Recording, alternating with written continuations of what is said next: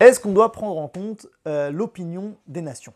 Okay, c'est une question qu'on peut se poser tout le temps, on peut se la poser encore plus dans cette guerre. Est-ce qu'il faut qu'on fasse ce qu'on a à faire sans prendre en compte du tout ce que disent les nations du monde, ou est-ce qu'il faut qu'on les écoute et qu'on voit et qu'on prenne en compte en fait leur opinion? Alors c'est marrant parce qu'il y a un passouk qui dit comme ça: Hen am levada dishkon uvagoyim lo yitrashav. Un passouk très très explicite qui dit ce peuple-là, il ne doit pas prendre en compte les nations du monde. Okay, donc une sorte de vivre un petit peu en autarcie, ou vivre, on va dire, de manière très très singulière, individuelle. Voilà, c'est un peuple qui est un peu solo. Okay, mais il y a un passouk qui contredit complètement. Quand même, le premier passouk, lorsque Dieu parle à Abraham, il lui dit Lech lecha me'artzecha u'me'otecha, etc.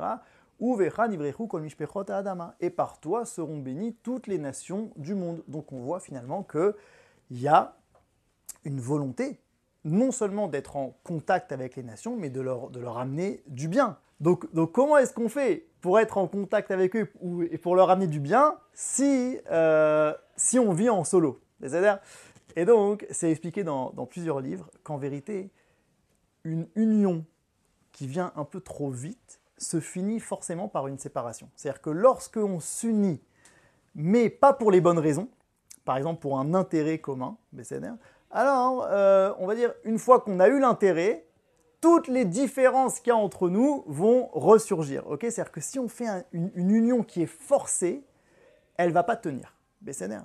Et donc, pour avoir une vraie union, qu'est-ce qu'il faut? Il faut passer d'abord par une séparation. C'est-à-dire c'est une séparation dans le but de mieux s'unir. C'est ce qu'on appelle un nationalisme universel. C'est exactement l'histoire d'Abraham.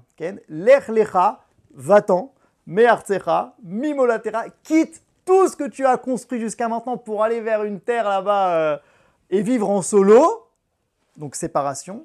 Uvecha nivrechu kol mishpechot ha'adama, et par toi seront bénies toutes les nations de la terre. Et finalement, tu pourras arriver à une union, mais qui est beaucoup plus vraie, beaucoup plus grande, exactement comme un organisme. Un organisme, c'est quelque chose qui est harmonieux, qui est uni de manière intrinsèque, mais avec plein de différences. Okay, dans l'organisme, il y a un cœur, il y a un estomac, il y a des poumons, et chacun a son rôle, et chacun vit en harmonie. Donc en fait, c'est un petit peu la même chose.